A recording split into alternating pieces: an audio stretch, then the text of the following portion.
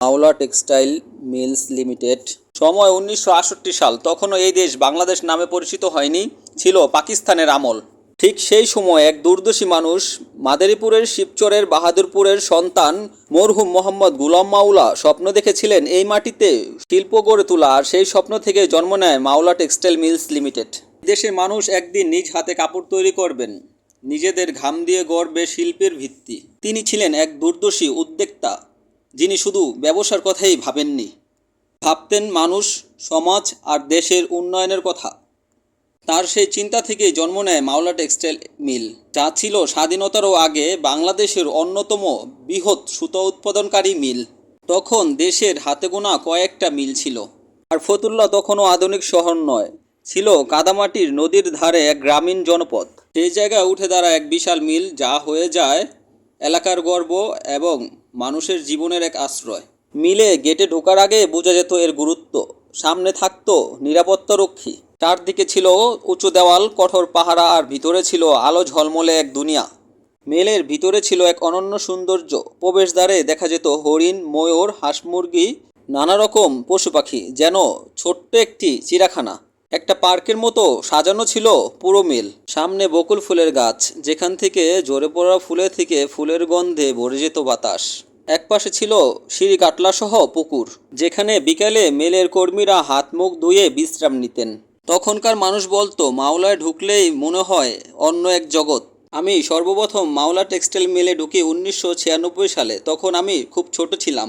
আমার মামা তখন এখানে চাকরি করতেন। তার হাত ধরেই একদিন আমি ঢুকে পড়ি মাওলা টেক্সটাইল মিলে।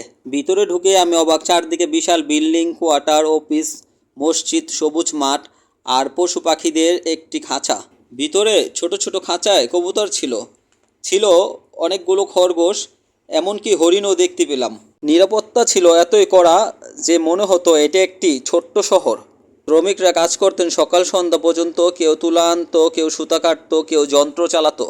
শ্রমের বিনিময়ে তখনকার দিনে এটা ছিল স্থিতিশীল জীবনের প্রতীক। এখানে চাকরি করা মানেই গর্ব, কারণ সরকারি সুযোগ সুবিধা ছিল প্রচুর। মিলের ভিতরে ছিল কোয়ার্টার, সেখানে বাস করতেন কর্মকর্তা, শ্রমিক এবং তাদের পরিবার। শুক্রবার হলে সবাই জড়ো হতেন বড় একটি হলরুমে। সেখানে ছিল বড় একটি সাদা কালো টেলিভিশন। তখন অনেকের ঘরেই টিভি ছিল না, তাই সবাই মিলেমিশে দেখতেন সিনেমা, খেলা, খবর আর জনপ্রিয় সিরিয়াল আলিফ লায়লা। হাসি, আনন্দ, উল্লাসে ভরে উঠত পুরো কোয়ার্টার। মাওলা টেক্সটাইল মিল শুধু একটি কর্মস্থল ছিল না, এটা ছিল এক পরিবার, একটা স্বপ্নের জায়গা যেখানে মানুষ একে অপরের সুখ দুঃখ ভাগ করে নিত। কিন্তু সময় কখনো এক জায়গায় থেমে থাকে না। যে মেল একসময় মানুষের জীবনে আলো এনে দিয়েছিল, সে মেল আজ রয়েছে নিস্তব্ধ হয়ে পড়ে। মিলে নেই আজ কোনো সুতা, নেই কোনো তুলা, নেই কোনো মেশিন, চিমনি থেকেও উঠছে না ধোঁয়া। পুরনো ভবনের দেওয়াল এখন ছেঁড়া রঙে ঢাকা। সবুজ ঘাসে ভরে গেছে মেলটির মাঠ। গোডাউনগুলো আজ পড়ে আছে মালহীন এবং প্রাণহীন ভাবে। আর সেই পুকুরেও পানিও নেই, পুকুরটা কেমন যেন হয়ে গেছে। তারা এক সময় এই মিলে কাজ করতেন, তাদের অনেকেই আজ এই পৃথিবীতে নেই। তবুও তাদের গল্প, তাদের গাম, তাদের হাসি এখনও লেগে আছে এই জায়গার বাতাসে। যাহারা এই পৃথিবী ছেড়ে চলে গেছে, মাওলা সব সহ এই ফ্যাক্টরিতে যারা কর্মকর্তা ছিল, কর্মচারী ছিল, আল্লাহ রব্বুল আলামিন সকলকে জান্নাতুল ফেরদৌস দান করুক। মাওলা নামেই গড়ে উঠেছে মাওলা বাজার, যা আজও সেই ইতিহাস বয়ে বেড়াচ্ছে। লোকমুখে এখনও শোনা যায়, একসময় এখানে চাকরি করা মানেই ছিল মর্যাদা। আজ সেই মাওলা টেক্সটাইল মিলস চালু নেই, নেই সরঞ্জাম, নেই শ্রমিক, কিন্তু আছে স্মৃতি, আছে গল্প, আছে আবেগ। প্রতিটি ভাঙা দেওয়ালে, প্রতিটি গোডাউনে এখনো আছে লেগে আবেগের ছোঁয়া। মাওলা টেক্সটাইল মিল স্বাধীনতার আগে এক গৌরব, তবুও হৃদয় অমলিন।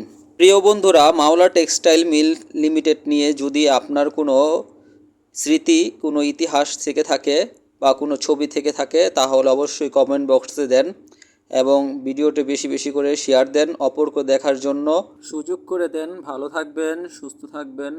আল্লাহ হাফেজ বন্ধুরা।